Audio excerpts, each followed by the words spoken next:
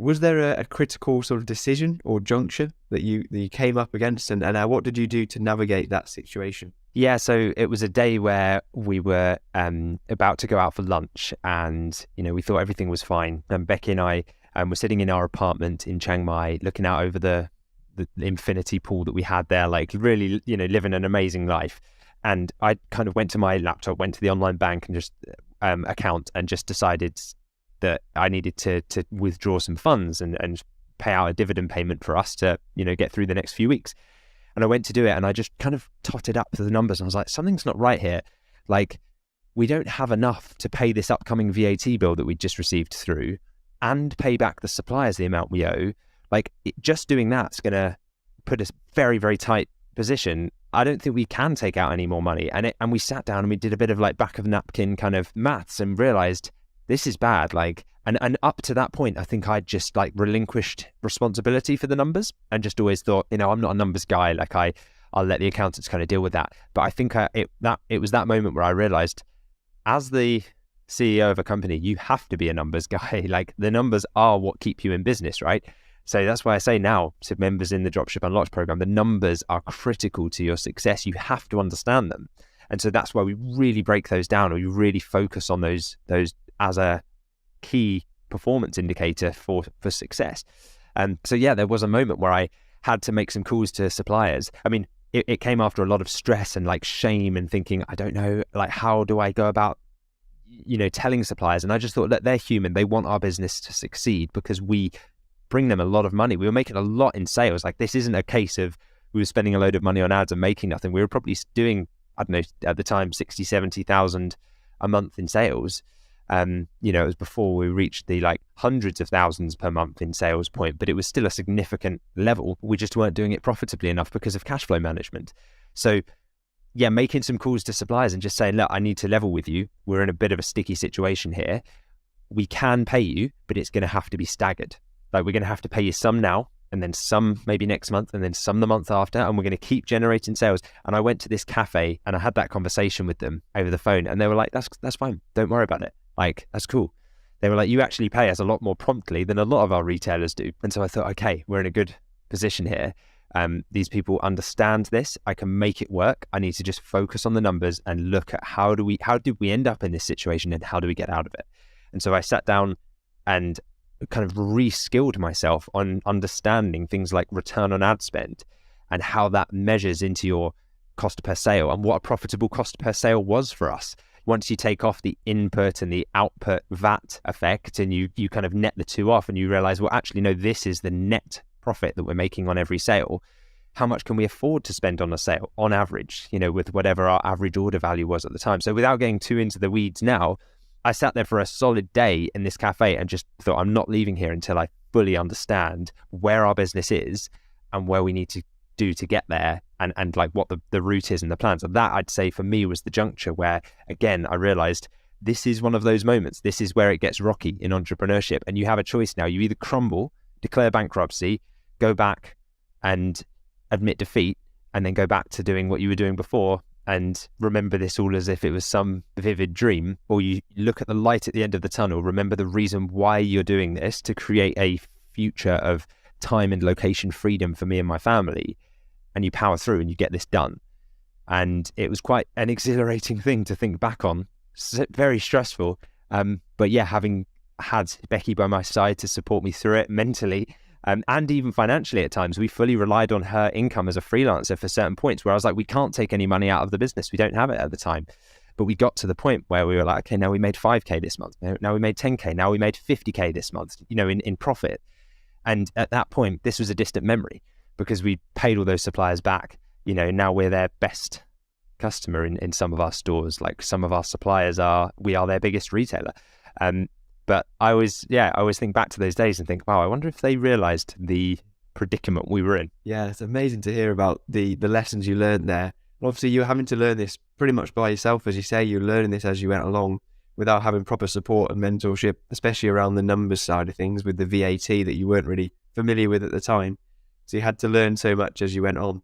And to see from, going through that experience now, from, all the incredible success you've had afterwards, it shows you how much you learned from that, and you weren't ever going to allow yourself to get back in that situation again.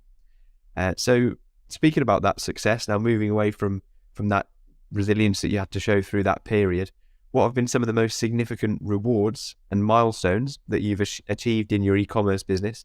And how did you celebrate those brilliant moments? Yeah, there have been some really significant rewards and milestones along the journey. And to be honest, I feel like I'm still experiencing those every day. Just this morning, I managed to spend some quality time with my two sons, before the oldest goes off to nursery. And I just think, if I was working in my old job, I wouldn't have had that opportunity. I would have been out the door probably before they even woke up, commuting, and then probably wouldn't be back until they're gone to sleep. So for me, it's little milestones and rewards like that on a daily basis that I now experience. And I know that I could take them on a 6-month holiday, because they're not at school yet, anywhere in the world, and nothing would change. We would just experience some amazing life-changing environments and places because we don't have to be tied to one place. So it's that location freedom that I think for me is one of the most significant rewards, but it's ongoing. I think the numbers are one thing. That I'm not going to pretend that I'm not motivated by money at all. Of course, that's a nice benefit of running a nice business like this. It's profitable. As I said, we've hit around £6 million in sales in my online businesses in the last 5 years, and that's cool. But the numbers alone are kind of intangible. Like, they don't really mean anything. They're just numbers in a bank account. It's what they enable you to do that matters, and it's what you choose to do with them, and it's the freedom and the way it makes you feel knowing that you have that buying power, that financial freedom and ability to travel to amazing places or go and build memories as a family, and with my wife Becky and my 2 boys, go and experience places that we would have never dreamed of being able to go to on holiday. We've had some great experiences, and I've got so many more lined up for us.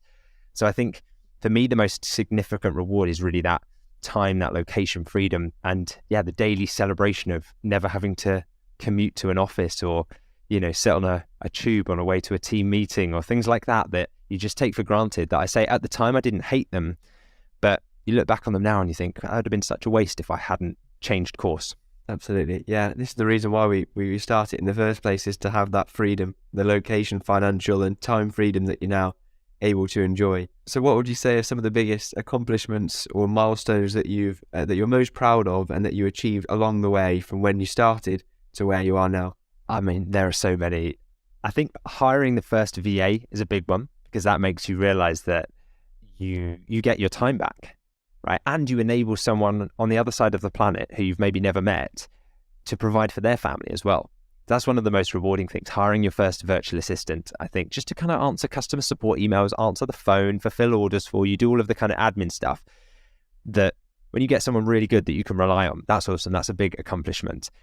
I think the next thing I like, often the financial goals or the financial milestones that you achieve. So, the first 2 orders, I was lying in bed ill, I think, the first time I ever had an order, and I was off work on a sick day, and my phone just went ching, and it was like a £900 order, and then another one for £800 or something. And I just thought, wow, I've just made more lying in bed ill than I would have made if I had got out of bed, commuted to London, done a full day of work, then come back. I've just made more, and I've done nothing. Like, obviously I had done stuff. I'd front loaded it because I'd been creating the stores and building the website and stuff and running ads to them. But that was a big milestone for me. I thought, wow, that just has shown me what's possible.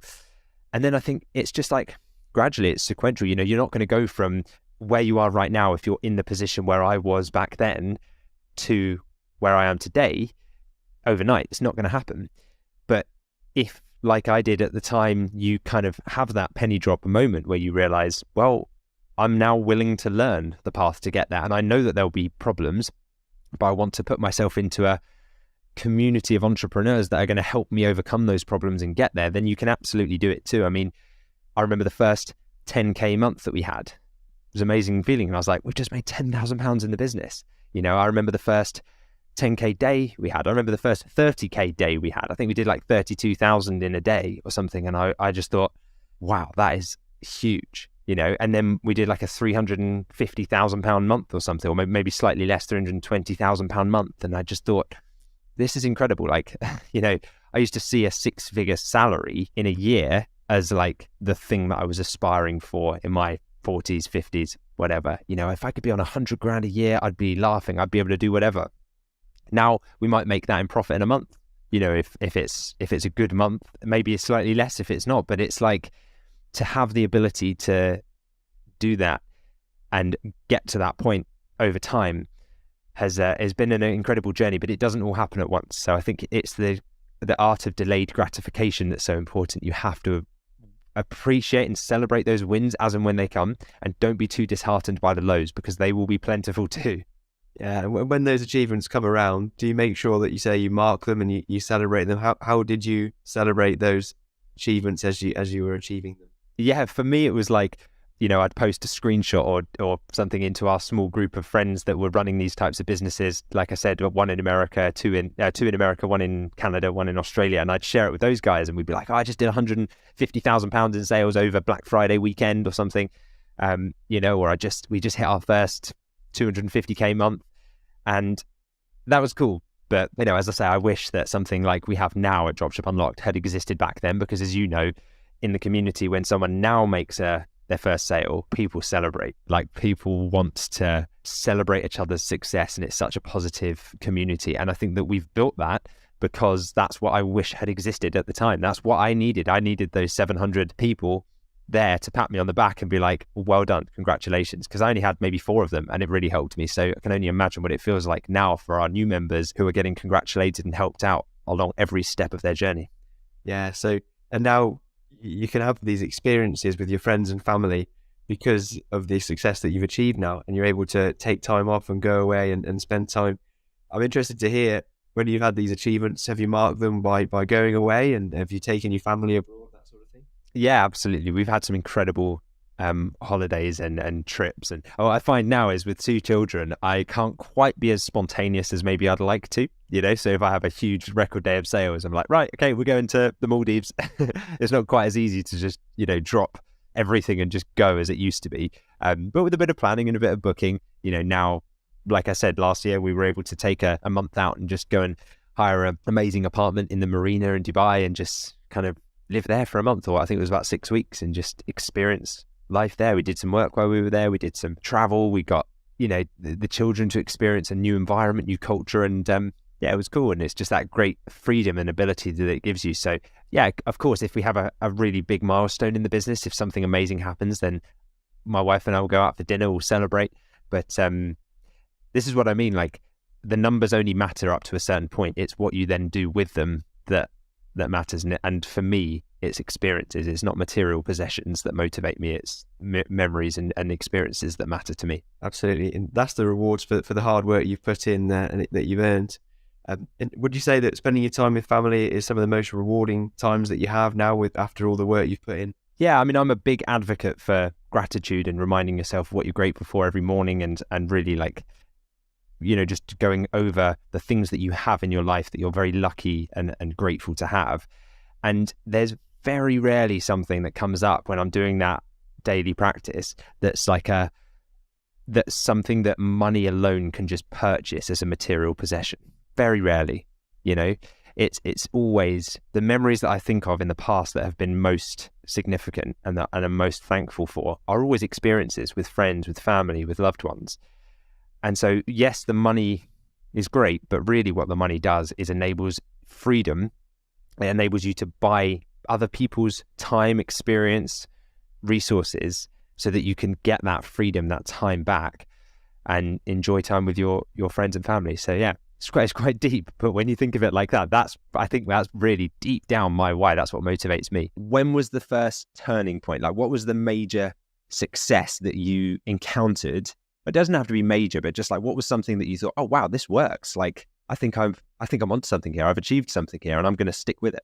Sure. So yeah, I think my first sale, and subsequently the sales that came later, was that proof of concept that I was on the right track. And like you say, I went through that journey where it was an emotional journey to start with, because I had the right foundations in place. Then I was logical about it and took it from that emotional place to work out where I wanted to go. But even then, you still need the proof of concept. You still need to see things work to know that you're on the right path.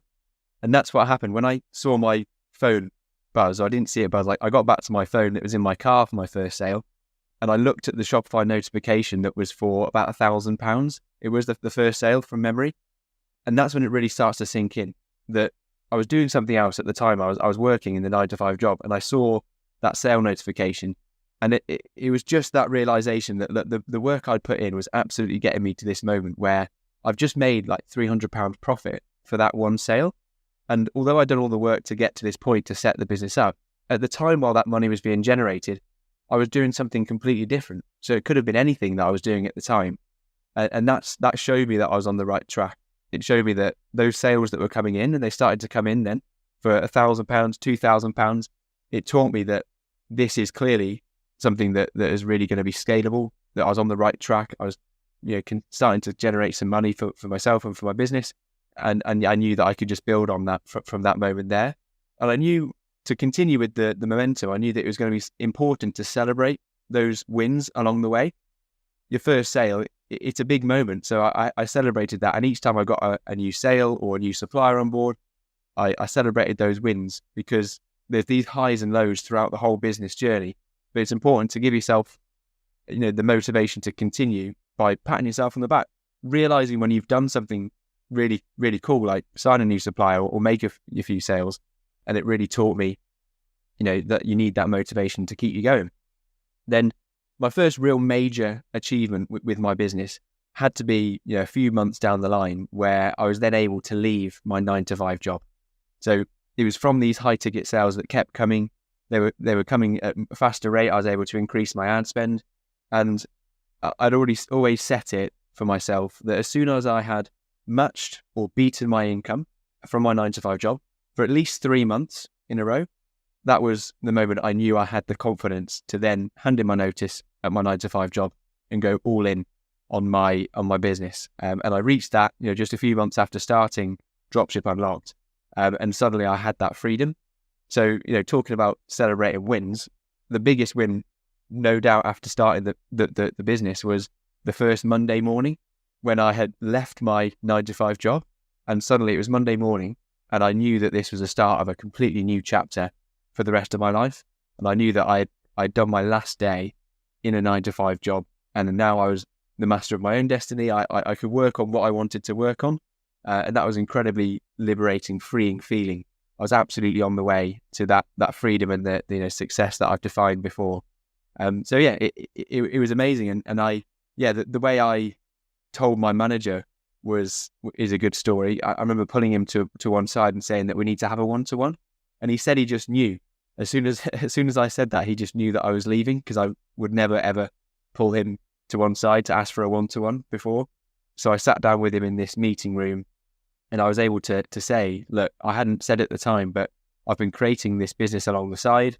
It's going really well, and now that's the path I want to take. It's nothing wrong with the job I was in at the time. It's just that I really wanted to pursue this business, really take it seriously, and go full time. Ever since that day, I've never looked back. Don't ever see myself working in a 9 to 5 job again. And yeah, since then I've had much more control over my own life. So you've seen your phone in the car with that £1,000 notification from Shopify from a sale, and realizing I've just made £300 profit here, and realizing that, hang on a sec, whilst that happened, you're in your job, trading your time for money, still in the 9 to 5, when you could have been anywhere in the world doing anything with your time. And as you know and said, your success for you is freedom. So it starts to, again, it's very rational the way you think, and it's very kind of stage by stage. I like that you celebrated that first win, but you didn't get ahead of yourself and say, I've made a sale, I'm throwing in the towel on my day job, I'm quitting.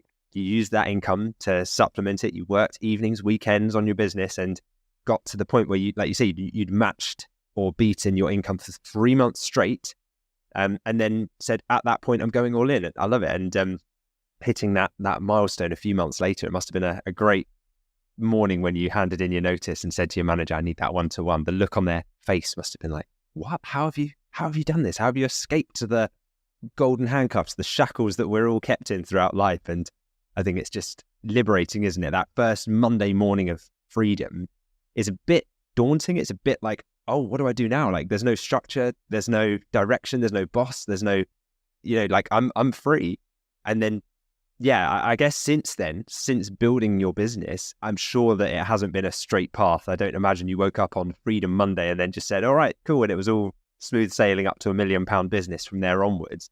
So maybe to add some more kind of depth to this story and your journey around the actual business itself, were there any significant setbacks or failures that you've experienced along the way that listeners could learn from?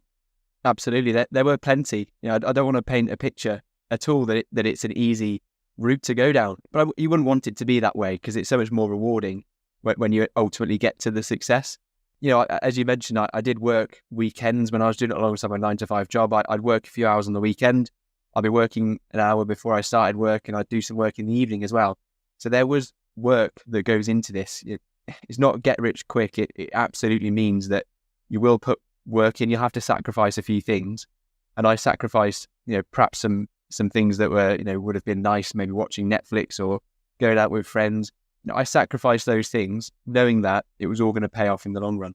And it was hard. And there were plenty of obstacles and difficult setbacks that I went through during the journey. Obviously the wrong business model in the first place, that stung because I felt like, what am I doing with my life? It really hurt the first time. Something else that really sticks out with me, a big obstacle that I overcame initially was this is very early on, actually, probably just within the first month of actually running the business.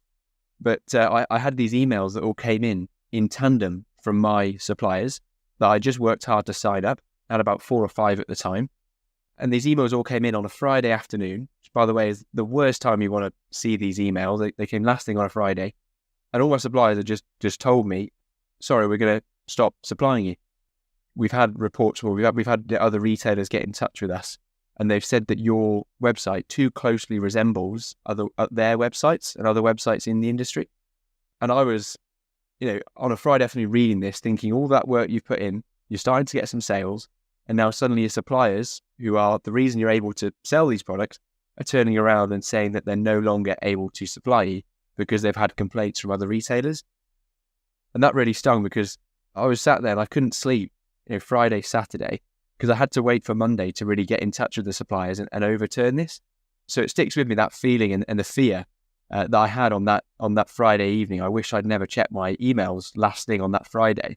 And I realised that the whole business was sort of collapsing around me. Really difficult, but I overcame that by being proactive.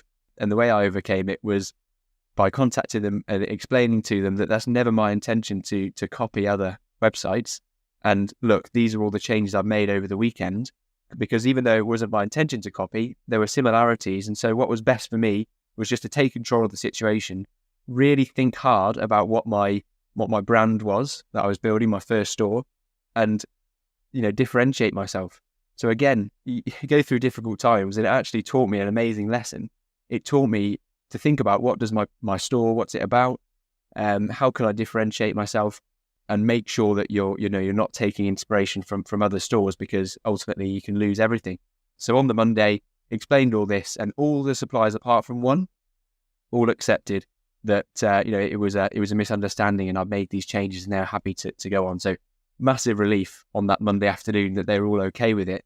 But I had to be proactive, and I learned that any setbacks like that end up being some of the best lessons that you get, because they taught me to think about what I was standing for, what do I want to be as a brand, as the store I was building, and that's definitely led to tons more sales in the future. So one of the best things that could have possibly happened to me.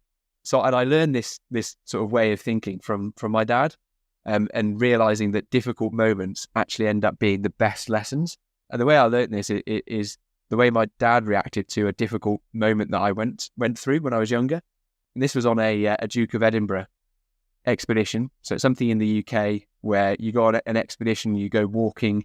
It was a gold expedition, so it's 4 days and 3 nights that you go camping and you walk miles every day.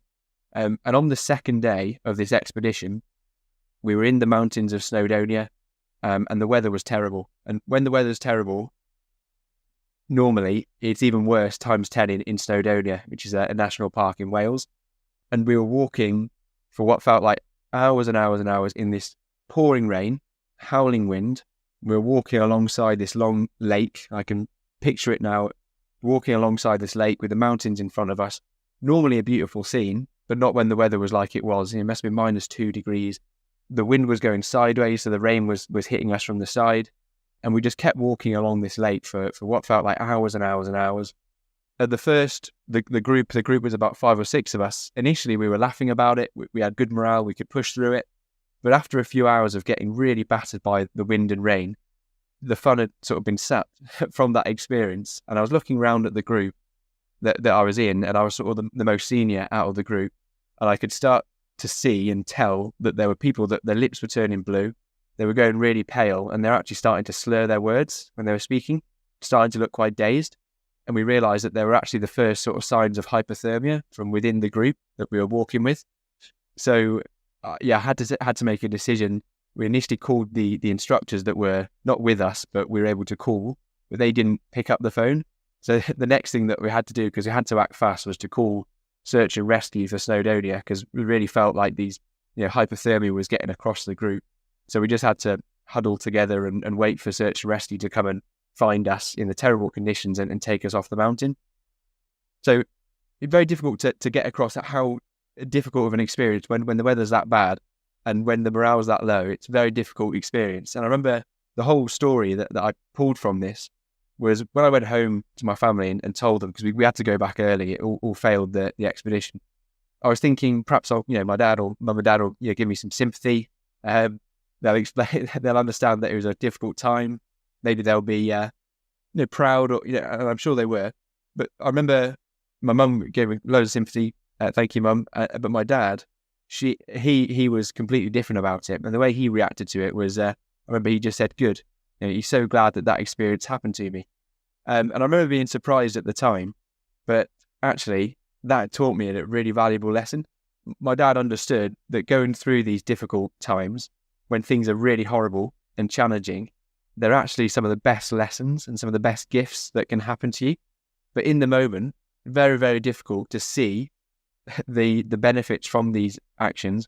But when you look back at difficult times, then you realise that actually I'd now try and view them just as my dad does, and be grateful for difficult times, because they ultimately become some of the best lessons that you learn. Reflecting on that moment after 6 months when we met back 3 years ago, and you'd made £310,000 in sales within your first 6 months of joining the program. I remember it vividly. Can you describe what emotions and thoughts were swirling around your mind at that time? Like, what did achieving that early level of success feel like for you personally? Yeah, it was crazy. It just exploded, just because there was such a large demand for the products we're selling. So, I mean, the volume you're doing, I was just processing orders all day long. It was mental. So, at the time, 6 months in after doing 310k, it was it was great. And I remember I had a spreadsheet where I had forecasted sales like before we'd started advertising. I was like, if I do one or two a week, I'll be happy. Make 200-300 quid a week. I mean, we're doing that easily in a day at that stage. So it was bonkers. I think a lot of people feared that when the whole world shut down in 2020, that it was going to be like the end of business. But what actually happened was it forced the world of customers that maybe hadn't yet adopted buying things online to suddenly have no option but to, right? I remember we were all buying stuff online. So suddenly it became like, I think, a catalyst to the e-commerce world. And so it had, like you said, the complete opposite effect. And actually we saw business absolutely boom, which was crazy. So since our first chat then, since we did sit down 3 years ago and had that conversation, which is recorded and we'll link below this episode of the podcast so that anyone who hasn't seen that can go back and watch it if you'd like to. What results specifically have you been able to go on to achieve since then? Since then, we've, just shy of £4 million on that store. So, we've done okay. We've managed to scale it. And as I said, there's been ups and downs. But yeah, overall, I'm really pleased with the progress that we've done. And I'm a little bit annoyed we probably won't hit the £4 million mark this year. Incredible progress. I mean, you're pretty much tracking for $1 million every year since you started the program, which is just awesome progress. But obviously the numbers are one thing on the sheet, but how does that have an impact on your life when you're reaching those sales numbers? In terms of my personal life, I mean, it's been great. I mean, as you say, we try and forecast yearly sales. So, we did 1.2 last year. And yeah, I mean, obviously in terms of how it's impacted my life, we've managed to move out to a slightly larger house than we had in London, which has been nice. It's created an income for me that we live on comfortably, which is excellent. So yeah, no, it's really impacted my day-to-day life pretty well. And comparing the recent wins, that's incredible, like tracking at $1 million per year, on average, and hitting that £4 million mark soon. I think you're massively underselling yourself, Jared, when you say, we've done all right. That's the kind of modesty that I'd expect from you. But no, congratulations. That's a fantastic achievement. Since those early victories, though, how has the recent success that you've seen where it really rocketed, like you said, how's that impacted your personal life? Because I know we were chatting a little bit before we started recording. You're now a dad. I'm sure life's changed a lot. You've moved out of London. Like, having the freedom that this kind of business now provides you, comparing that back to how it was initially, like, what's that changed about your personal day-to-day life? Yeah, I mean, obviously I'm able to work on my own terms, I guess, which is, great with a little 2-year-old. So, if I need to, pick him up from nursery, or, if he's ill or whatever, I can be there at a drop of a hat, just because I've been able to be in a position now where I've got 2 full-time staff who can handle 99% of issues. And, that's where we're at. So yeah, it's been great. More free time, you can take as many holidays as you want, but yeah, no, it's excellent. Absolutely. Yeah. I mean, completely incomparable in a way to how it was when you first met with Lewis before having a son. I remember in that interview, you mentioned that you were first able to get a dog because of the freedom that it allowed you in sort of taking your dog out for a walk and that sort of thing. But now with your son, the freedom that you've got, do you sort of take him to nursery and pick him up from nursery and that sort of thing, and you're a bit more flexible with the hours that you work? Yeah, absolutely. So yeah, now I'm on the drop-offs and pickups at 5:30. So yeah, no, it's allowed a lot more flexibility. As I said, like, don't have to worry about taking holidays for, friends' weddings and stuff like that. You have the time and availability, I guess, to be able to do those kind of things. And yeah, I mean, it's been great. I mean, there are challenges as well, but it's been brilliant, and being able to be more available, I guess, is great. Yeah, I can relate to that, as well as, now father of 2 sons. It's like, I love the thought of the e-commerce entrepreneur dads at the nursery gate. They're doing the school run, and really, like, for me, that's a massive priority. People might think, oh, when you're successful, you can pay someone to do that kind of stuff. But I'm like, no, the reason why I wanted to succeed in business is so that I had the freedom and the flexibility to be able to do that stuff, so that your kid sees you at the school gates and can come run into you. So yeah, I totally understand that, and can relate to that, because it's something that I do as well. So congratulations on getting there, making it happen, and taking the action to create it. So I know you mentioned that it's been a bit of a bumpy road, on your way to $1 million per year and reaching the £4 million mark in sales. Could you share with us a little bit about the feelings of doubt that maybe you faced in the early days? Because I'm sure it wasn't all smooth sailing. How did you emotionally navigate through the ups and downs as you went?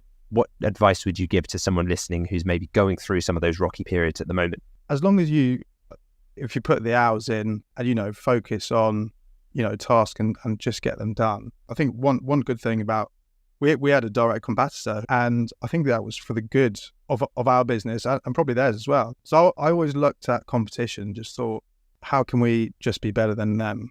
And I think we kind of piggybacked on each other a little bit, and I found that ways of not getting too obsessed with them, but, just knowing that someone out there, they're also making money, and just always continuing to learn. I've got quite a few regrets and stuff that I didn't do earlier on. So, focusing on like email, for example, our email channel. Now that, I think we do about 40% of our sales through email. And I spent quite a bit of time not becoming an expert, but really studying email, and I'd like to think we got in quite a good position now. And I've actually gone on to do freelance work for some suppliers in email. So, once you've got that relationship with the suppliers and they know you're doing quite well, it's quite easy to be able to say, look, we'll replicate our success on your side, because they're all trying to do sales directly themselves anyway. So yeah, no, I think that would be a thing. Is a big thing for us was, or for me was looking at the competition and just tweaking our stuff. And as you see those small incremental improvements, I think you see it in the results. I love that, because I love the strategy of saying, right, I'm going to look at a competitor that's doing really well. But most people, I think, with a scarcity mindset would think that, oh, by you doing well, it means that you must be stealing share for them, which means their business must start to decline. But I think the most important thing that you just stated was that it actually helped both of you. So you made a lot more money, and actually it pushed them to make a lot more money because they had to up their game as well. So I think when you transition from that, like, it's a zero-sum game, to like, actually, no, when you both up your game, the market itself can expand. You can both bring more people into that industry that you're selling in, and you both end up making more money. So it's beneficial to do that, and with the expansion of e-commerce as well, right? Yeah, I completely agree with that. Yeah, I think having that competition with a direct competitor is good. I enjoy it. It keeps me on my toes. So if someone in our niche is looking at me, good. I want all the competition there is. Fantastic. Yeah, it's a good way of looking at it. And also, you mentioned the unexpected sort of benefits that come from starting a business like this. Like, suppliers are actually approaching you and giving you their marketing budget to learn. So what are some of the key lessons you said that you learned from the Dropship Unlocked Masterclass that you've been able to take on now over the last sort of 3 or 4 years? Optimizing ads. What are the 3 things? Optimizing ads, adding suppliers, and adding new product. Yeah, I think that is still crucial for our business today.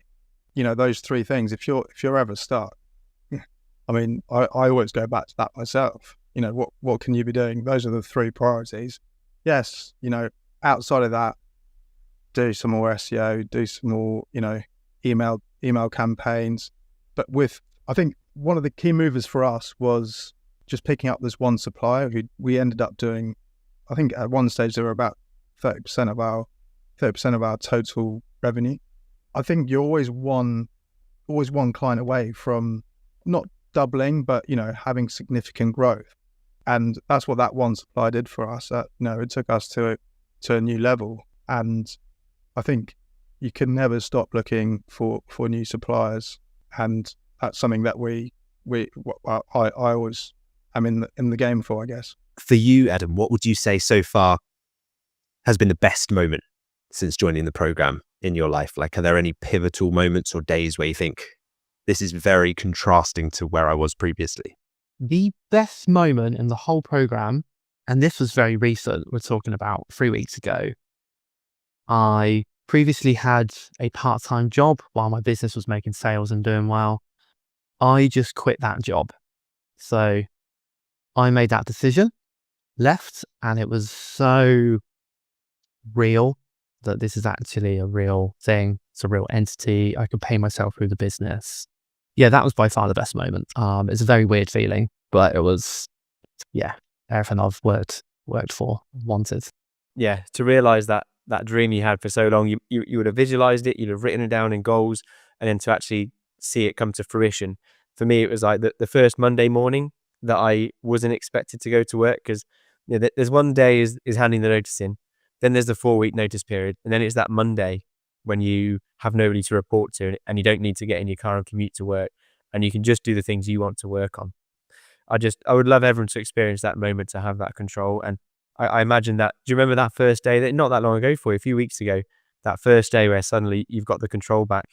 Yeah, 100%. Like you say, there's the idea, then you put the notice in, then you wait a while. The first day it happened, I was exhausted. Obviously, running a business and having the other job, I was quite tired. So I actually slept a lot. It was until the Monday after, when I went out for a walk in the morning. I thought, all I've got to do today is what I set on my calendar. Like you say, no pressure, no stress, no morning commute, no afternoon commute. I think we had a really busy morning, then it tailed off in midday. So I went out, went shopping for a bit, didn't go crazy, just chill out, and it's really quiet, not around. And I just remember that freedom. That was my proper first day. Yeah, fantastic. Just the freedom, isn't it, to do what you want, and then when you do work, it's on your own terms. So yeah, love it. Get so excited when I hear people achieve this. It's so impressive, Adam. So to be able to do that, you've obviously got to have the financial backing, to have the confidence to leave a job, to know that you can go out on your own and it will at least match or beat the income that you've got from your job. So talk to us now about some numbers. Let's talk sales for a little bit. So what has been your total revenue to date that gave you that confidence that you're able to leave your job? The total revenue to date, we've been trading properly for 8 months, we haven't got a full year yet, is £307,000 is our total revenue. And that's just got our profits up to 25%. So that's been very nice. Quite a short period, yeah. Chuff for that. That's fantastic. Going from a standing start on day 0 to 8 months in, that's an incredible achievement. So congratulations. Have there been any significant days, like in terms of revenue, any big days that you think, wow, this is high ticket e-commerce at work in action, the home turf advantage models personified in the form of a high revenue day? Yeah, actually this was very recent as well. So this is about 3 weeks ago, but the highest revenue day so far was £22,000. Again, so that took 22% gross profit on that. So that was one day we had 8 sales come in. Fantastic. Yeah, that was. How did that feel? Talk us through that. 8 sales in a day, £22,000 in revenue in a day. Do you say 22% profit margin? Yeah, 22% profit margin. So double my monthly wage. In a day? Yeah, to be honest, be completely transparent, it was great. It felt very real. You do get like a little bit of a moment of imposter syndrome, I guess. You feel like, wow, you look at where I was 12 months ago. This is kind of crazy. And then you're busy serving all the customers and making sure they're happy and giving them calls. So kind of you're dealing with all that in a day. When it comes to the evening and you reflect back and you go, wow, like this is a really viable entity to push forwards for the rest of my life. It's not a short-term thing. This is something I can sustain for the next 10, 15 years. And you think, if I can do that in one day, there's big high potentials here in this industry. Yeah, very nice, very free feeling. I'm a bit like yourself, like Lewis and James. I don't always celebrate the achievement. So I have to like stop myself and just celebrate a little bit and got a takeaway, went out with some friends. Try and be quite level-headed, but yeah, great feeling. Is it about £5,000 profit in the day, or is my maths off there? No, it's about 4,400, so it should be around. Yeah, so yeah, not too. So about £4,400 in profit in a day. I mean, did you say that's higher than your previous monthly salary? Yeah, it's about double what I used to get. So that's one day, like working from home, working under my own self-esteem, working. Yeah, about double. And would you say you worked harder in that day, or like, because I think that's the reason, like that imposter syndrome, it's strange, isn't it? This is the bit that I think we as entrepreneurs learn almost not to feel guilty, because I'd argue you probably did work harder to get to that point than you did in one day of your previous job, or even 1 month, because you had to front load that work and build the systems and take the leap and put your faith in a program and do a lot of things that are quite courageous and scary. But then you get rewarded with a profit of £4,500 in a day. But you could have done that just sitting on your chair at home and doing nothing, right? Because you've built those systems and front loaded it. So that, I think, is the tipping point that I see as really exciting. It's that you've created this system now. You now get to enjoy the fruits of your labor because you made that decision. Very good point. Yeah, I did forget this.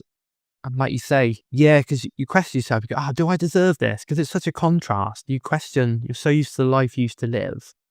And then you sit here and go, do I deserve this? But you're right, there's a lot of work at the beginning to get to that point, and to get to that point where customers are happy. You get big, these obviously large orders as well, around £2,000 to £3,000 each order. So customers, to build that value and that trust with the customers takes a long time on the website and through reviews and ordering.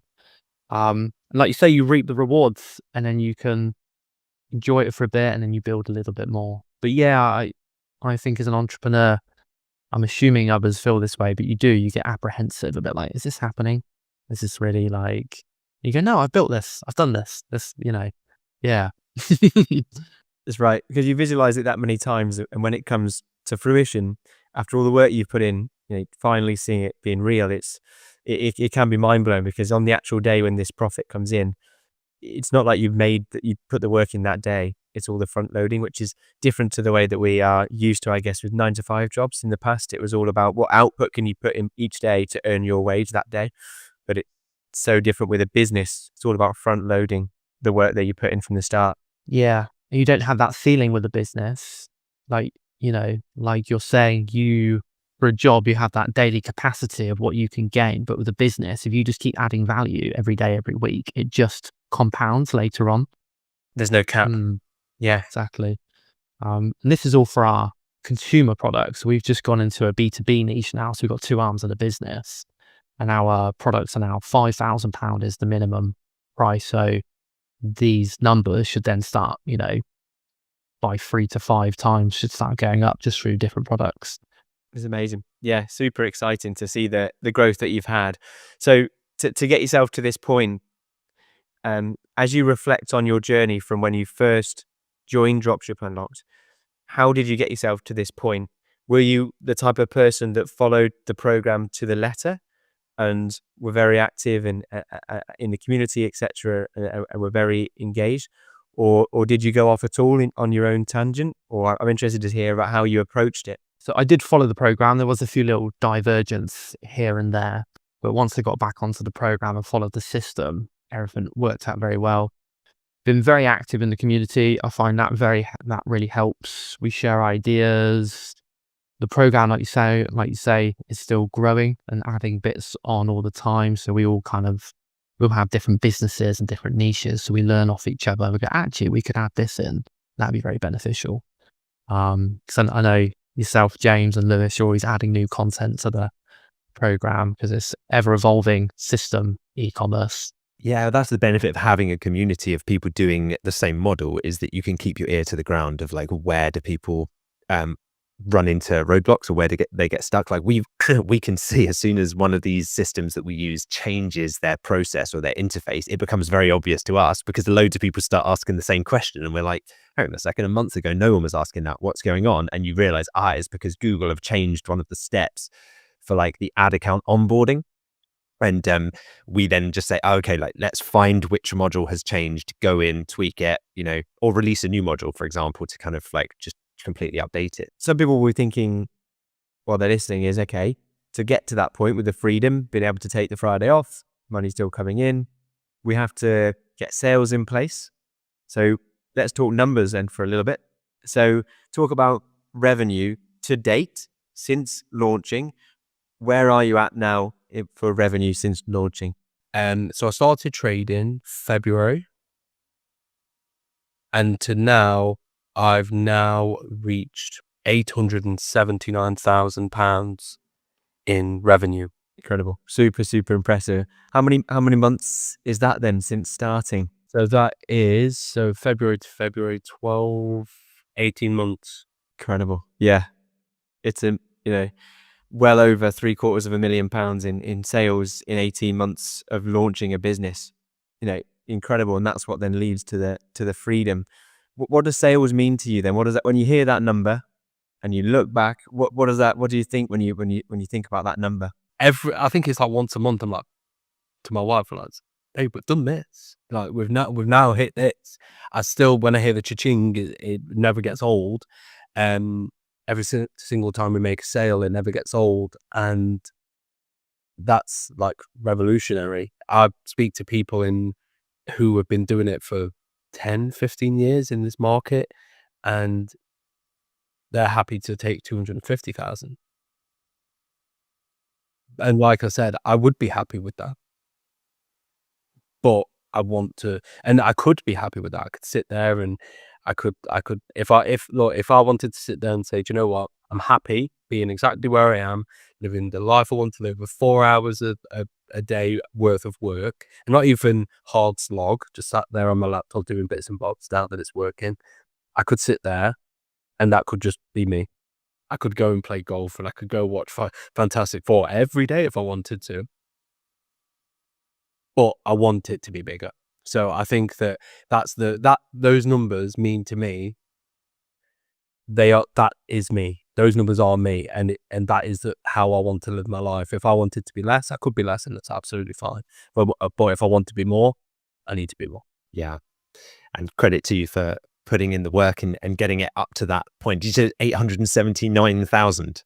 Incredible. I mean, do you remember any standout days, Kit, in terms of like a highest revenue day where you thought, I've just made more in a day, than perhaps you made in a month before at your old job? Revenue days, I think our biggest rev day was 55 grand in a day. And I think we made on that day, something like £29,000 profit, which was mental, which was absolutely like, that was more than my yearly wage in the last 10 in one day. And obviously it's not all mine because it's the business, limited company, that kind of thing, but essentially it is. But yeah, it was crazy. And don't get me wrong, not every day is like that. Incredible. Yeah, so good to hear. You put all the foundations in place to have a business of this size early on, and then it took some time for that snowball to get rolling, and now it has 29k profit in a day. It's incredible. I mean, do you remember, trying to cast us back to that moment, you probably sat back, 6-7 p.m. at the end of the day, had some food, looked at your laptop screen and thought, wow, what a day. Did you have that moment? Do you know what? It was so weird because I came in on the day we had forecast for that month like £15,000, £20,000 for that month. It was this year, and I wanted to give my targets and forecasts I wanted to be quite humble with it, just in case, because obviously it was my first year last year, second year this year, and I sat there and I came in and it was at the start of the month, and I thought, okay, if we can make £4,000 or £5,000 today, I'd be happy. I picked up the phone straight away, £15,000, first phone call, and I was like, wow. Turned around to the staff, I was like, it's going to be a good day. And one of my staff members turned around to me and said, Kit, I've just had a £9,000 sale. And I was like, okay, amazing. And there was another £10,000 there. Then there was another one. And I was like, and before 12 o'clock hit, before midday, I sat there and I looked at everyone and I said, this is how much we've done, guys. And this is how much we've earned. And everyone was like, oh my God, that's unbelievable. So I turned around and I said, everyone go home. Just go home. We don't need to make more than this. Just go. And I said, look, I've got the laptop. I'll work from home and I'll sort it. And tomorrow, and I just said, tomorrow no one comes into work. We're all going to Old Towers. Then we all went to Old Towers. I was so buzzing, and I was like, look, there's no way that I make that and the business makes that amount of money and everyone then comes to work tomorrow. No. But then obviously the next day that we all came in, it was back to it, and we had another decent day, and I think that when those happy times come, one, enjoy it, but two, don't expect that it's going to come every day. Take that and save, because the good times aren't always. This is life. I think at the minute we're at our most quietest period. Where these 3 months have been really quiet in respect of what's happened for the rest of the year, but still we're hitting way over target of what we did last year. And I think that comes full circle, because you telling the team that they can all go home, Kit, is the moment that now you are in that position of being the boss that you said previously didn't care about the well-being of the employees in the company. Suddenly it's gone full circle. Now you are that position and you get to correct course as to how you would have done that job, right? And that's, I think, really powerful. So, I mean, other than making like 30 grand in profit in a single day, any other surprising benefits of running a business like this that perhaps you hadn't considered or thought about, ahead of doing this? Because obviously the finances are great. You've talked about the location freedom that it's given you in terms of taking trips and taking the laptop. Anything else in like day-to-day life that you didn't foresee as a benefit of running a business like this that's changed your life? A couple of things. Meeting different people. I think when you own a business and you just automatically start speaking to people due to it. I've made friends through owning the business, and I've really got to speak to people. I go down to London quite a lot, which never happened. I think I went to London 3 times in my life. Now we go 3 times a month, and it just opens up a completely different world, a completely different viewpoint. And that is the biggest part for me for owning a business, other than the financial aspect. It's just looking upon the world a little bit differently. And trust me, if I can do it, anyone can do it. Because we get so fixated before we start a business or start something new. I remember thinking, oh, it'd be really cool if I could have a website, or it'd be really cool if I can make £1,000 sale, or it'd be really cool if I can get to £10,000 in sales. Really just thinking about that as being like the best thing that could ever happen out of this decision to join the masterclass. But then you realize, actually, do you know what, the best thing that ever happened was the person that I became by being able to build a business and push myself out of my comfort zone, because that just comes in to every different situation that I face now, which is just a huge return on investment that doesn't really get considered up front. And on that point, Sally, would you say, what would you say has been the best moment for you so far since joining the program? Is there anything that stood out for you as a moment that you've just been amazed by since joining the program? Best moment.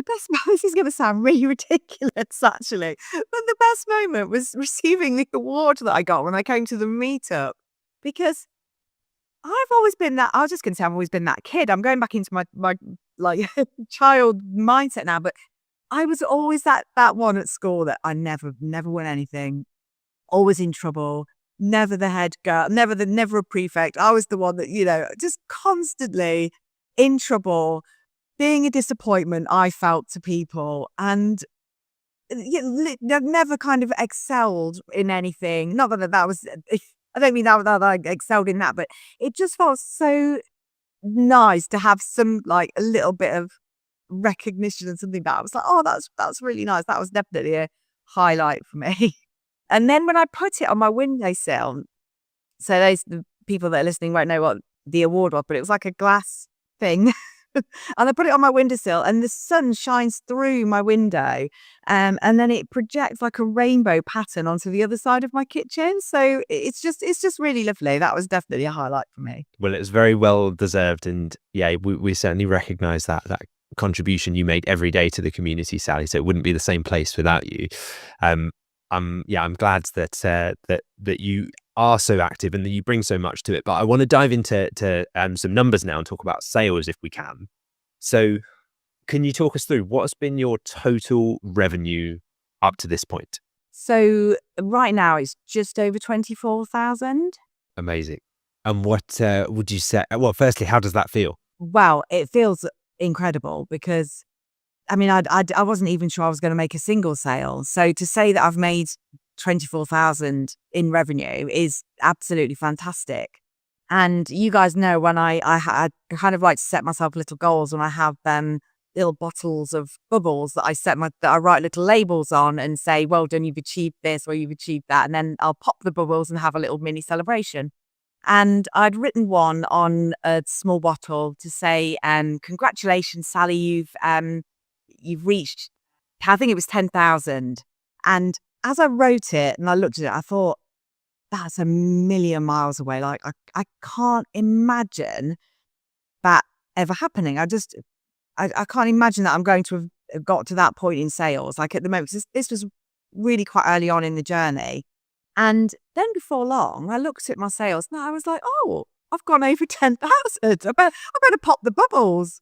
This is probably 11 o'clock in the morning or something on a school day. But anyway, bubbles were open. And then I could just keep setting myself new ones. But yeah, it was a really, really good feeling. So I love that concept of writing yourself a future, or your future self, a congratulatory note, attaching it to a bottle of champagne, and then having that kind of there ready, because it just enters the subconscious that way, isn't it? And you're just waiting to eventually reach the state where you are that person and you're able to then accept that award. So it's an amazing trick and mind hack. I think that's one we could all learn from. Well, people think I'm a little bit crazy for this, but I used to write myself in the days when I was single for a few years. When I started to think, actually, I'd quite like to meet somebody, I started to write myself on Valentine's Day. I would write myself a Valentine's card. And I would buy myself a gift, and usually like a book I wanted to read or something that I really wanted. And I would leave it and I would write myself a Valentine's card that would basically just things that I wanted to remind myself about myself that were good. And, you know, Sally, you're great at this, you're great, whatever. It sounds ridiculous, I know. And I would go out to work and then I'd come back in the morning on Valentine's Day and I'd be like, oh, look, I've got a lovely gift and I've got these things and I'd kind of written things and started to give myself gifts and things because I was like, if we treat ourselves in the way we want other people to treat us, then eventually things will follow suit. And I did then have that person that treats me this way and, you know, etc. So it's kind of forward projecting into the future for me. And that's what I do with the little notes on the bottles of bubbles and things, is kind of congratulating myself before it's happened, so that of course I'm going to get there because I've already sort of written it, if that makes sense. Yeah. It's such a valuable thing because it symbolizes like positive self-talk, which then increases your self-esteem, which then increases your feeling of like self-worth, doesn't it? Which then causes you to take the actions that you were otherwise hiding away from previously, i.e. calling suppliers, reaching out to customers, because maybe you didn't believe that you were the person that, like you said, who am I to do that? And so I think that's the difficulty with solo entrepreneurship that I relate to very similarly to yourself, Sally, in that when you first start, there's no one necessarily there. Obviously, you have a community now of people cheering you on, but when you first start, it's kind of you and that voice in your head. And if that voice is slanted to the negative, it's just going to keep kind of pushing you down. So we're our own worst enemies, aren't we? And it's breaking that cycle that does it. So I love the fact that you've like gamified the process of positive self-talk, and now you're in a positive feedback cycle, and it's only going to get better. Yeah, definitely. Fantastic. Well, I was going to hopefully get into that conversation at some point, Sally, because I love the idea of these little bottles. I don't know if you've had a bottle for any particular size of order. I don't know, what was your largest order that you've had so far?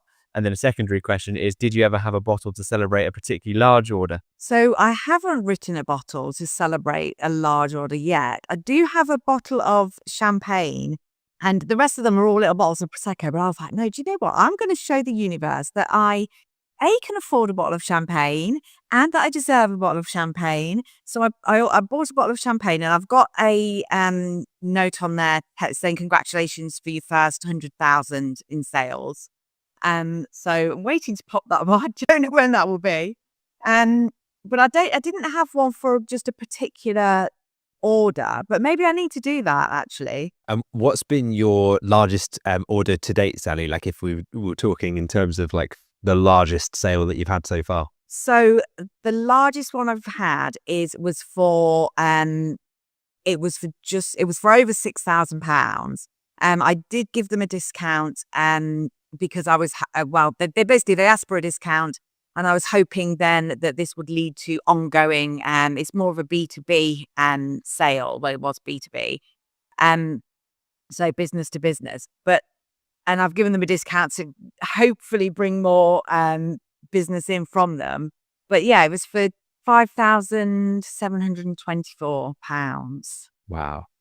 And would you say that that's your most profitable order to date? Like how much profit would have been on an order like that? Definitely the most profitable. It was over £1,800. I can't remember the exact number, but it was, over 1,800. And that order came in when I was on holiday. And it was a really it was one of those things, like a couple of days before we were on holiday, and I was up a mountain, or a big hill probably. And a call had come through, and I tried to answer it, and it was really windy, and the call had cut out. And I got down to the bottom, and I'd said to my kids, who were moaning because they were bored because they had to wait for me to make phone calls, And I said, look, I need to make this phone call to this customer. And I then made a sale on that day, and it was for like 1,200. And then when I put it all through, I realized that because I'd messed up my sense of my own, we just learn from these things as we go along, don't we? But because I'd messed up, I put a discount on it. But I'd already discounted the item on the store, and I didn't realize. So they had 2 discounts. They got a great deal. And so on that sale, I lost £25. And I was a bit obviously dejected by it and a bit like, oh, what's the point? Why am I doing this? Or, and my kids and my eldest son said to me, he kind of mocked me a little bit and was kind of like, look, you see, Mum, are you ever going to make money out of this? And even though I had been doing okay until this point. And I said to him, look, I said, sometimes there are going to be losses, but I said, what you've got to remember is that I'm learning all the time. And now I've learned that lesson, I need to now go through and make sure I take the discount off this particular product so that they don't get 2 discounts on this. I said, and also it's about, I don't know whether I'm still going to let this customer have this product for this price, because he then may come back in the future and buy something else. He knows he's had a great deal. He knows he's had great customer service, etc. And so I was kind of feeling a bit like, oh, I've made a loss on this particular sale. And then a couple of days later, still on holiday, a different guy had called me and wanted to place an order for this big B2B. It was for 12 of the same item. And I was then trying to explain the importance, and we had to pull over at the side of the road. I didn't have pen and paper. I was writing, I think I shared something in the community. I was writing all down my arm in a biro with all these different details, phone numbers and things and I was pulled over at the side of the road in a little village in Wales.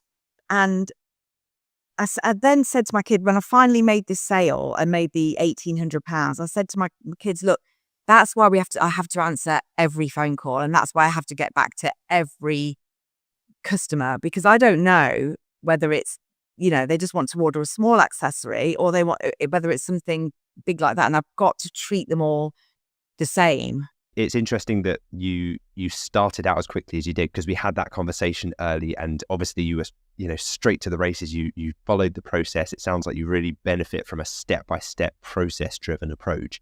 Now, one of the big questions that people often have is, okay, you had some initial success, but did that then turn into a long-term business? Do you have a sustainable business now? And so tell us, Suraj, what happened after that initial success? And did you continue your business? And what have the last, I guess it would be like 8 months now, what have they looked like in terms of growth and progress for you? Yeah. So in short, yes. And we just launched my second website as well, just over a month ago. Actually, coming up to 2 months ago, 1st of July, where we are right now. And loads of lessons along the way. So many lessons that you just can't anticipate, you can't predict, and things that kind of a bit of a curveball along the way as well, in terms of the decisions you made in that planning stage, in how you built your website and how you're running your ads, and the niche or the industry that you chose to go into. So lessons weekly, daily, like all the time. So with that first business, like you said, I launched the website and the ads. Within the first 2 months, it hit just over £12,000 in top line revenue, which is amazing. It was towards the end of the year, last year, and that trend continued without doing too much else on that website, because the website is still the same website as it was last year. I haven't touched the theme, the look and the feel, or anything like that. I just focused on smaller tweaks to the website rather than like an overhaul or anything like that.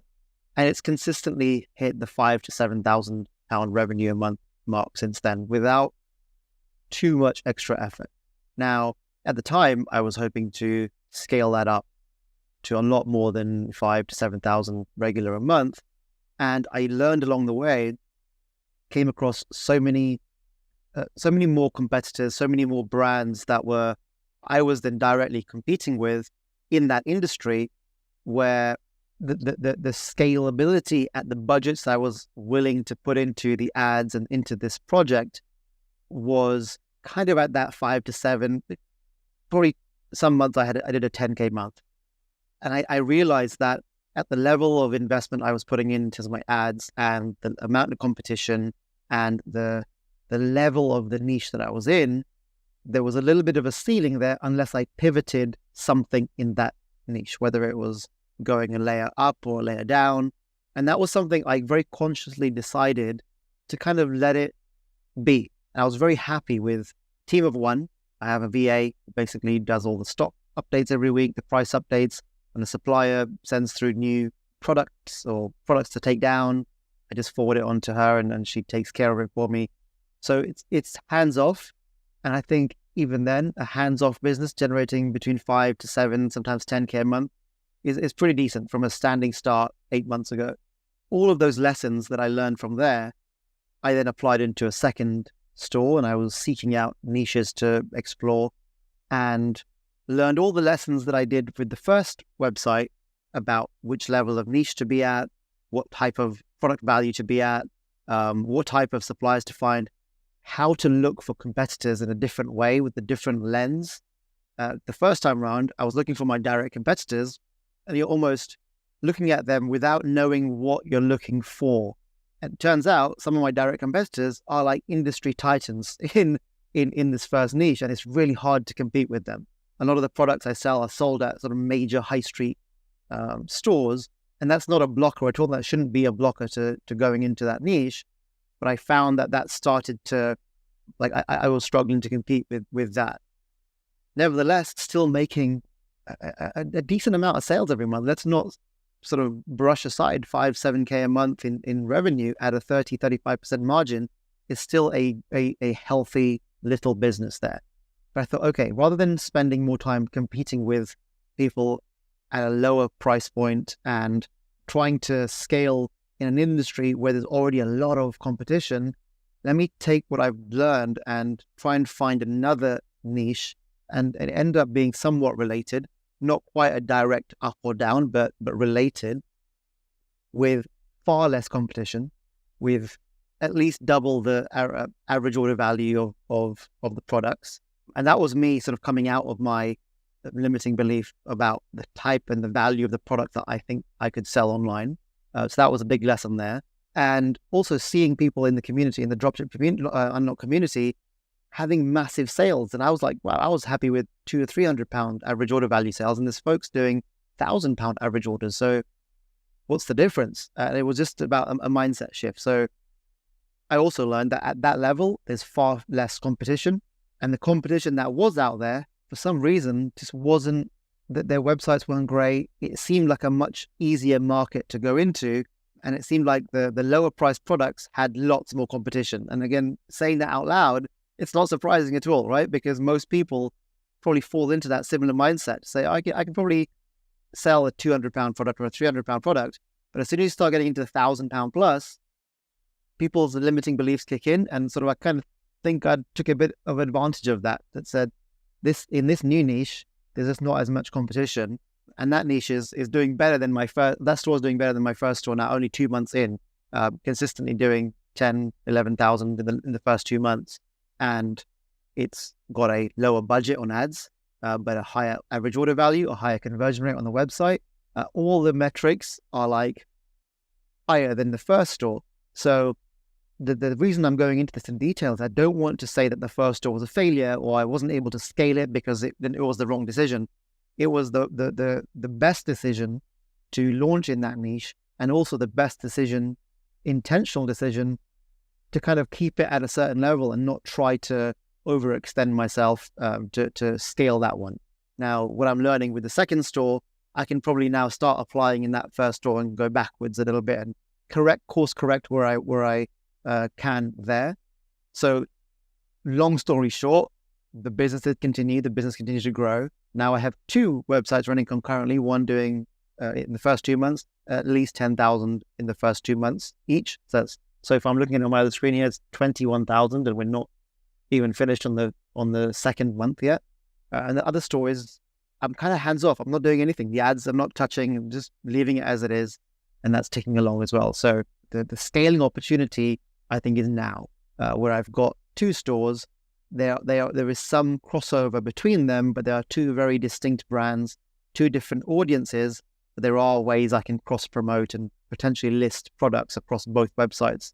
So yeah, really exciting. And it's, a year into my DSU journey and I'm on my second store. So yeah, really excited for the rest of this year and now in going into next year as well. I love this. There's so many golden nuggets there to unpack, and I just want to make sure that we really hammer home some of those lessons, because they're so valuable to anyone who's listening, or maybe a little bit earlier in their journey than you are now, Suraj. So I think the first thing that stands out to me from what you just said was there's less competition at the top. You had, like many of us do when we first start, a limiting belief over the value of products that someone on the internet would buy from you. And ultimately, it almost comes down to a self-belief issue, if you think about it. We can take all the metrics and the e-commerce stuff. It's almost like, do I believe that I'm worthy enough to sell something of that high value on the internet? And as soon as you crush through that limiting belief barrier, you realize so many people didn't ever bother to get past it. That's why if you go further down and you extrapolate down that graph, you get to the £10 phone cases. How much competition is there in that market? Because everybody believes that they're worth, a £10 or a $10 phone case. So the further you go up the chain, we start getting nervous and we start thinking, why would someone buy a 4K or an 8K? But we see it every day now in the Dropship Unlocked community, screenshots of people being like, I just closed a 10K order, and that was for one product with one email to one customer. So I love the fact that you've broken through that limiting belief. And also the other thing I think that's so important from what you just said is you took action, even though it was maybe an imperfect action on that first store, because of all the lessons you've learned from it. And to your own admission, you've said that, it wasn't perfect setup, but you've applied those learnings to the next one. And actually the first one hasn't shut down. You've got that running as a nice, profitable little business. And so therefore it became a stepping stone in your journey, right? Yeah, it doesn't need to be perfect. You're absolutely right. There's a lot of times we want that perfection, and we won't launch a website until it's perfect. But you really have to get into your head that it's progress over perfection, and it has to be progress over perfection. If it means having a 7K a month income on an imperfect website, I will bite your hand off every day of the week. And I'm sure lots of people will, to say, hey, all right, it won't be perfect. It'll be rough around the edges for a couple of years, but it'll still generate you best part of 10K a month. You wouldn't say no, and you shouldn't say no to that. So massive lesson there for sure. And speaking of bigger sales, you're absolutely right, Lewis. Now, 2 months into this new store, when I see the Shopify notification ping up on my phone or my email, and it said, new order $999 or $850 or $1,200, it's normal. And the shift in mindset on my first store, when I see a ping or a notification for my first store saying new sale, £273, I'm like, oh, it's just a small one. And it's such a shift, because 6 months ago, I was like, yes, £250 sale, result, get in. And now it's like, oh, it's only £250. It's just a small one. So you really change the way you look at this business model. And I can feel myself now, and that's not kind of, that probably sounds horrible, but saying it out loud sounds ungrateful. I'm super grateful for all these sales, but this is the unlocking of that mindset, that if you can do it for £200 and get excited, you can do it for £800. If you can do it for £800, you can do it for £2,000. And as we speak, as we record this, I am literally just waiting on a call to close a £10,000 sale for my second store. And that will double this month's revenue. And that was, I shared this in the community a few days ago. It was an abandoned checkout, and I'm just doing a bit of manual follow-up with that customer, because it's a custom product, and it's a big customer. It's a high-profile celebrity customer whose agent has reached out through the website. And so this website, the ads launched 2 months ago. The time frame in which you can get success once you've applied all those lessons is so much shorter as well. And I'm going off on a tangent here, but just to build and emphasize on what you said, Lewis, about the mindset, it's so normal now to see £1,000 sale, and dare I say, anything less is like, doesn't feel as, it just feels different. It just feels different. I don't want to put it down. I don't want to say that it's bad or it's not bad at all. But there's something about it, hard to sort of put it into words, but the mindset shift is phenomenal, and it's powerful when you recognize that as well. From when you started taken action on the program and you actually started following the Dropship Unlocked program, how long did it take you to make your first sale? And what was that moment like? Talk us through it. So since properly working on the business from scratch, I'd done little bits here and there, like I said, but I started completely again from, I'd say the beginning of the year. Maybe February is when I started, properly dedicating time daily, putting it into my schedule. Once it's in the schedule, it's definitely gonna get done to a high level. So I think once I'd done that, it was about 3 months till my first sale. Yeah, so my ad campaign at the end of April, I think it was April 27th. Yeah, so I launched the ad campaign, set up everything. I've been setting it up for about a week, just making tweaks here and there. And then I actually got my first sale. Yeah, which I was very grateful for. Obviously, that first phase of the ads running, I was just expecting to capture data, and you never know what will come from these things. So not speculating too much, just seeing what will come from it. And then within that first hour I got a sale, and then the next day I got another sale, and it's been growing since then. So it's been I'm very, very grateful for sales and for it coming so quickly. That's incredible. So within an hour of setting your ad campaign live, you made a sale. Can you talk us through what did that feel like? Was that the first time you'd made any money online? And talk us through, because that's a big jump for a lot of people who maybe don't think that this is real, and then an hour later they're making money online and have been ever since. Talk us through what that felt like. Where were you?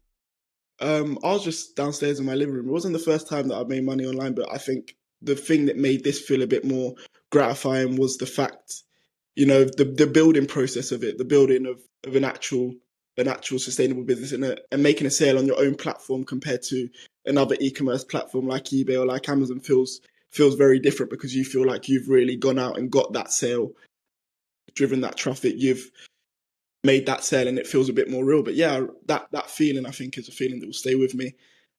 So that, I think, that first sale feeling, I don't think there's a feeling like it, because you get instantly kind of that proof of concept that it can work. During that period of building everything, you're building things for 3, 4, 5 months, and it's not the moment, when you're making tweaks to the website, it's not that moment that you're doing it all for, but you still have to find joy in doing that. Not every time you hit the stone can the stone break, but you have to know that with each hit you're going somewhere. So you have to have faith in that and be present in that and enjoy that process as it is. I think that's one of the most important things, is enjoy the process and the exact step that you're at. It's so easy to look forward, and of course, you're going to look forward to the goals that you have. And I was looking forward when I'm calling supplier to that sale that they're going to make and uploading products, blah blah blah.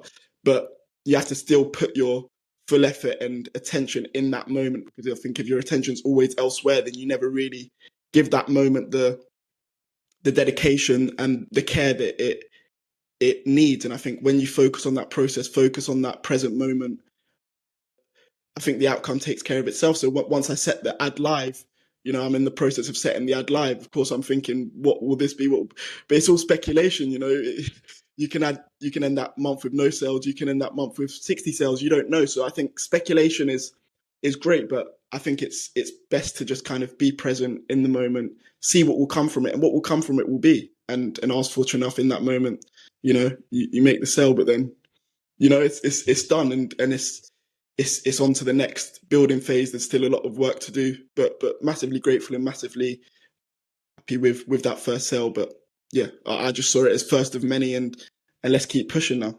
100%. Yeah, it's very, very wise words, Mason. You're right. That first sale moment is confirmation of the work that you put in to get to that point. But all of the work behind the scenes is what is really the journey to get you to that first sale. And of course, you were driven, committed. As soon as you had the first sale, you're looking onwards to think, how can we make this consistent now? So I'm keen, after that first sale came through a few months ago, what are your total sales to date as we talk today? We just passed £70,000. This, once again, really, really grateful for the growth that it's seen. And yeah. That's amazing. And from that £70,000, then what are your kind of typical average product prices? Like if you got an order came through today, what's it likely to be valued at for you? Do you know your average order value? Order value at the moment is about £700. Amazing. 750. That's incredible. So £750 on a single sale. Just out of interest, if I said to you, at the beginning and you were thinking about launching a dropshipping business, would it be harder to sell a product for £25 on a Shopify store or a product for £750? Would you have believed that it wouldn't take much difference for you and that both of them would end up in a sale coming through, but one could be worth significantly more in profit? Is that a concept that you kind of understood from the get-go, or did that take a little while to get your head around? The way in which it was explained in the course and the way in which the numbers are broke down, it makes sense. But I think before, when you're just initially hearing the numbers, of course, it can be hard to believe that it requires a similar amount of effort or the same amount of effort to get those two sales with such a difference in numbers, of course. So yeah, I think it is definitely something that is quite surprising, and I think you can only really understand it once you've experienced it and you go through it, and you and the course, I think, lays that out perfectly in the explanation of how it works and how you can really optimize that. Yeah, incredible. Well, it sounds like you hit the ground running with it, and you've got a great average order value. You're making great sales. I mean, that's where you're at now in such a short space of time. You're someone who doesn't mess around, and you didn't have any business experience in e-commerce before. I'm guessing this wasn't something that you'd done previously. In this way, not in this model as this sustainable. I've had other ventures, but not so much e-commerce based. Okay, awesome. Well, looking ahead then from now, what do you think the success of your e-commerce business is going to change about things for you in everyday life? Like, how's it? Because you mentioned one of your goals from this was freedom. So what is this going to enable you to do long term? How does this align with that goal for freedom? It's just another thing that can help to funnel that freedom and build other ventures and just continue to work on this. I think it's going to be an opportunity to be even busier with the business and focus on another thing. But once again, something that I'm hugely grateful for, the opportunity to be even able to be busy with the business. I think it's an opportunity in itself to be able to be busy and to be able to have things to do and have a long list of things that you need to do and delegate. What it's going to do for me is just to continue to work on that business, and it's going to be able to help freedoms in different aspects of my life, and it's going to be able to help other ventures and other businesses. So I think it's going to definitely be beneficial to all aspects. Thank you for joining us on this episode of the Dropship Unlocked podcast. We hope you are leaving with new insights and inspiration to fuel your entrepreneurial journey. To kickstart your e-commerce business, head over to dropshipunlocked.com/start. It's the perfect place to start and get access to resources that will help you build your business from the ground up. And don't forget to hit that subscribe button for more episodes packed with strategies, tips, and success stories. Plus, if you enjoyed this episode today, a 5-star review would mean the world to us, and you might even get a shout out on the next episode. Thank you for choosing to spend your time with us today. We can't wait to bring you more insights on the next episode of the Dropship Unlocked podcast.